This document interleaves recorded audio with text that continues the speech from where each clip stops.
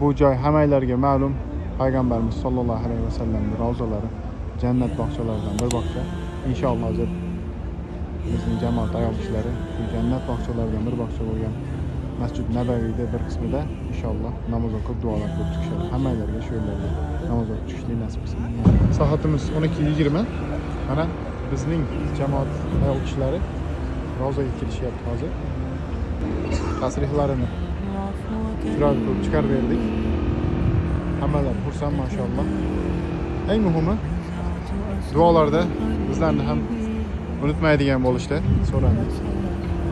Alloh taolo qilingan ibodatlarni qabul qilsin inshaalloh. Assalomu alaykum va rahmatullohi va barakatuh. Soatimiz 2dan 1 minut o'tdi. Mana hozir erkaklar jamoati bilan bu oyoq kiyim solgani idish ravzaga kiryapmiz mana. Ayol kishilar kirib chiqdi alhamdulillah. Endi hozir navbat erkak kishilarga keldi.